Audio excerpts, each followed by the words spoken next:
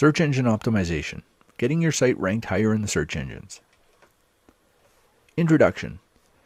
Search engine optimization, or SEO, is the process of optimizing your website so the search engines will rank it higher in their results when people are searching for the types of information that you offer.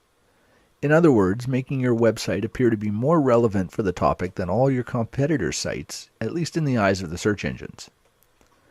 There's a ton of information out there about how to get your websites ranked higher, and there are a ton of companies that offer these services as well. Some of those companies and some of the techniques are less ethical than others, with some being downright unethical. These companies use techniques that break the terms of use of the search engines, as well as possibly doing things that cross legal lines. You want to avoid these so-called black hat techniques, whether you're working with an SEO company or doing all the work yourself. These methods will work in some cases, sometimes extremely well, but they're short-term strategies. Eventually the search engines are going to figure it out, and they'll most likely de-index and even blacklist your website. Why put all the time and effort into something that could disappear on a moment's notice?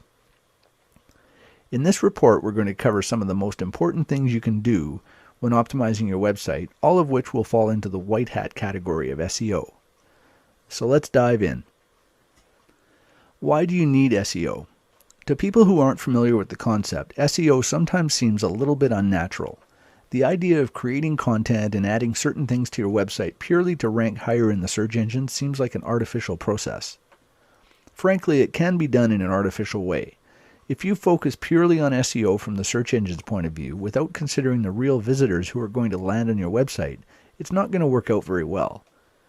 Even if you get high rankings for your site, the people who arrive through the search engines aren't going to find much value, which means they're probably just going to leave anyway. Successful SEO marries the idea of optimizing for the search engines with providing value to the real visitors to your website. If you can combine the two effectively, there's nothing artificial about it at all, it's just good business sense. After all, if your website provides valuable content to your visitors, doesn't it make sense to do what you can to get those visitors on your site so that they can see it? You're helping them solve their problem, and you're actually helping the search engines as well, since their customers, which are the searchers, are finding what they want. That means they'll use that search engine again, since it obviously provides good results. And naturally, you win as well, since some of those visitors to your site will take whatever action it is you want them to take, clicking on an ad, opting into your email list, buying your product, etc. On-site versus off-site SEO. There are two main components to effective search engine optimization: on-site and off-site. On-site SEO includes everything you do on your own site to improve its optimization, using keywords in your content, having a good keyword density, optimizing your HTML tags, links within your own site. Off-site SEO, on the other hand, includes everything you do outside of your own site to improve the optimization. Building backlinks. Yes, off-site SEO really comes down to one thing: backlinks. We'll cover it in more detail shortly, but first let's look at the on-site factors in more detail. Keywords. When you optimize your website, what you're really doing is optimizing each individual page on the site and doing so for specific keywords on each page. For example, let's say your website is about dog training. You might have pages on puppy training, dog training methods, and dog training collars, to name a few. Each page will have a specific keyword that you want to optimize for. The puppy training page will be targeting the keyword puppy training. The dog training methods page will be targeting the phrase dog training methods, and so on. On any given page, you want to rank as high as possible in the search engines when someone searches for that keyword. So if someone searches for puppy training, that page on your website would rank near or at the top of the results. These keywords can be identified using a tool like the Google Keyword Tool or other applications like Micro Niche Finder or Market Samurai. You should always be working from a keyword list when you're optimizing your website, otherwise you may be targeting keywords that nobody's actually searching for. For instance, if you have a page on your website about your company's brand of dog training collars, optimizing for that specific keyword, say XYZ training collar, may not be very effective if nobody ever searches for it. Once you know what keywords you want to optimize for, you should start creating pages on your website for each of them, each optimized for different phrases. Some pages might be able to target more than one keyword phrase, mind you. You might have keywords like dog training collar and most effective dog training collar, for example. If you optimize a page for most effective dog training collar, it encompasses the other keyword as well, so when you optimize for the one, you're automatically optimizing for the other. The first thing you should do to optimize your content is to include the keyword itself. You don't want to overdo it and use it too many times, which is known as keyword stuffing, but you should use it a few times. It's a good idea to target a 1% to 2% keyword density, meaning for every 100 words on the page, your keyword should be used once or twice. HTML tags.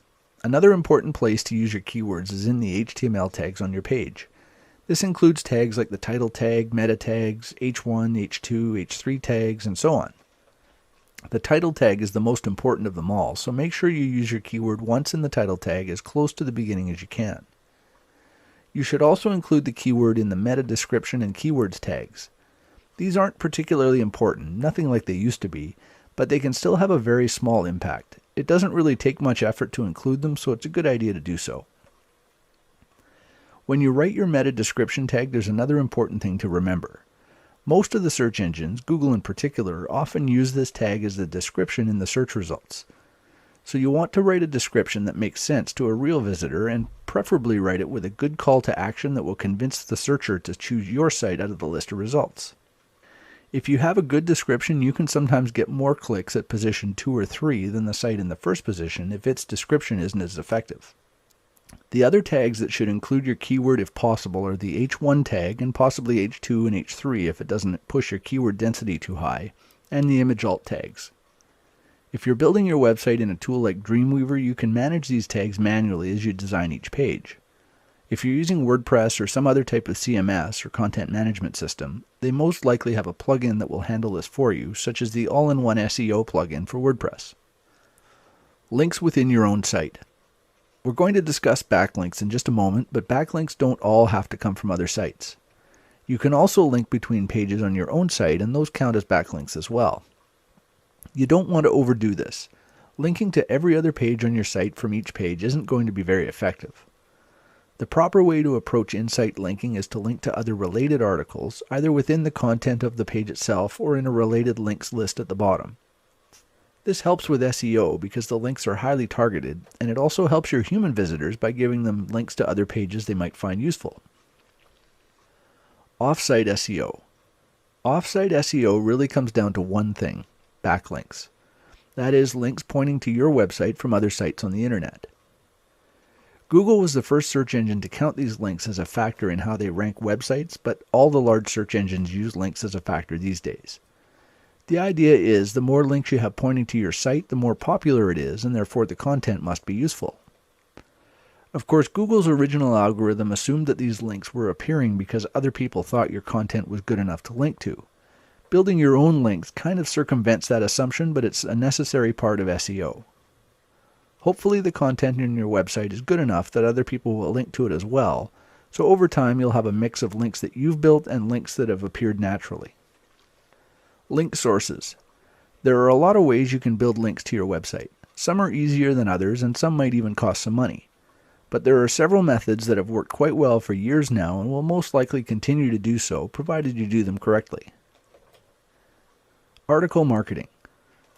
Article marketing is probably one of the most widely used link building strategies simply because it's relatively easy and it doesn't have to cost anything. You submit articles to sites like ezinearticles.com and goarticles.com, and in exchange for the free content, they let you include a resource box at the end of your article with links back to your website. Over the last few years, there have been a lot of so-called systems that have recommended writing short, low-quality articles in large numbers to generate a lot of links back to your site. This strategy doesn't work very well any longer after Google's recent updates. But article marketing itself still works fine. You just need to make sure the articles you submit are high quality, with enough length to actually provide a good amount of information, usually 500 words or more. It takes more work, but frankly, taking shortcuts isn't a long-term strategy anyway. You're much better off to submit one 500-word article that will be live on the internet for years to come than to submit 3 or 4 200 to 250-word articles that might get removed if there's another shakeup with Google. Always think long-term when doing your link building. Social media. Social media sites like Twitter and Facebook have really taken off over the last 2 or 3 years. These have become powerful sources of backlinks, particularly if a lot of people are talking about your site and linking to it. You can seed this viral process through your own account, but when it comes to social media, you need to be providing some real value in the content on your site. People won't share junk, and the search engines know it. That's one of the reasons they're putting more and more weight on these social sites. If lots of people are sharing something, it probably means it's worth sharing, so by extension it's worth having a higher ranking in the search results. At the moment, Facebook and Twitter are the two most powerful social media sites, but this is an area that can change pretty quickly. MySpace is a good example. Until Facebook came on the scene, MySpace was the 800-pound gorilla, and now hardly anybody ever mentions them anymore. Keep an eye out for new up-and-coming social media sites. If you see one that seems to be getting some traction, like Google Plus is at the moment, get yourself signed up for a profile and become active there as well. The sooner you get started, the better, since you'll have an established presence when the majority of people start signing up. Social bookmarking. Social bookmarking is another way to generate backlinks to your websites. It's similar to social media in some ways, but it's not quite as effective. The best way to use social bookmarking is to create some buzz for new posts on your site. Until your site builds some authority with the search engines, it can take a little while for new content to get indexed. Creating some social bookmarks pointing back to your site can be a good way to get content indexed faster, and getting indexed is the first step to getting ranked. Free hosting. There are lots of places that you can get free hosting, such as blogger.com, wordpress.com, and squidoo.com. You're not building your own websites on your own domains in these places. Instead, you're leveraging their authority in the search engines for backlinks to your site. You can build pages or websites or lenses on these type of sites that include links back to your own websites. Some of them, like squidoo.com, will even let you include an RSS feed, so every time you post something new on your site, those other pages get updated with the new links. It's never a good idea to use free hosting for your money site, the one that ultimately makes you money, but they're perfect for building links back to those sites. Some of the most effective free hosts include wordpress.com, blogger.com, squidoo.com, scribed.com, and devhub.com. Link exchanges.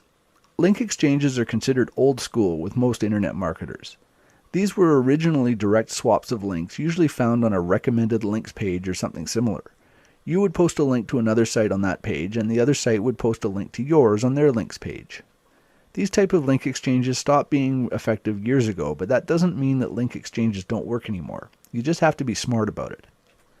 You might swap content with another site, so you post their article on your site along with a resource box link, and they do the same for you. Or you can do a 3- or 4-way link swap. You link to site number 2 links on to site number 3, and then site number 3 links back to you. Blog commenting. Blog commenting can also be a very effective way to generate backlinks. Plus, if you do it effectively, you can even generate some direct traffic back to your website. The idea is to comment on other blogs in the same market as you and include a link back to your website from there. If you comment on popular blogs, you can wind up with a valuable link down the road a bit, since the pages on that site could wind up with really good page rank. It's important not to comment spam, however. Don't just leave useless comments like, "Wow, great post," and read the blog post and add value with your comment. If you focus on a handful of blogs and comment regularly, it can also be a good way to get noticed by the higher profile bloggers in your market. And if you write insightful posts on your own blog, they might even drop by and comment on yours every once in a while. The link in your blog comment can come in a couple of ways. When you leave a comment, most blog platforms ask for your name and a website URL. When the comment goes live, your name will be hyperlinked to the URL that you enter. Some people recommend using keywords as your name to get good anchor text links in your comments, but I don't agree. How likely is your comment to get approved when it's coming from someone named Dog Training Methods? Most bloggers will just delete those type of comments. Even if you use your own name, you're still getting a link to your site. And if you really want to get your keywords in there, try something like John the Dog Training Guy Smith. Some bloggers will still delete this, but it's got a better chance of approval at least. The other way you can get backlinks through blog commenting is through a WordPress plugin called Comment Love. Any blogs that use this plugin will add a link to the most recent post on your site to the end of your comment, assuming your website is a blog as well. Sites that use this plugin are obviously aware of the value of a backlink, so they're often good sites to target since they're more likely to accept your comment, assuming it adds value, of course. Paid links. Another way to get backlinks is to pay for them. There are services like textlinkads.com and textlinkbrokers.com that sell links on behalf of other websites. You can choose the page rank of the page your link is on, and in some cases you can even buy site-wide links, putting a link to your website on every page of their site. These links can cost quite a bit, particularly when the link is on a higher page rank page, so whether or not it's a good investment will depend on your budget and how well you can monetize your visitors. And keep in mind that the search engines don't like paid links, at least paid links that aren't labeled clearly as such. If they identify a link as being paid, they might discount it anyway, resulting in little or no value being passed. Another option for paid links is to set up private deals yourself. If you find a website that's ranking well and has some pages with decent page rank, you can always contact the webmaster directly to see if they'd be interested in selling you a link on their site. These type of arrangements are a lot harder for the search engines to identify, so they can be worth the extra work. Conclusion. We've covered some of the basics of search engine optimization in this video: on-site optimization, building backlinks, and backlinking strategies and sources. If you implement what you've learned here, you'll have better SEO than many of your competitors and will be able to outrank many of them with relatively little effort. And as you get more experience, you'll be able to expand on what's working for you and possibly even outsource some of the work so you're not spending all your time on SEO.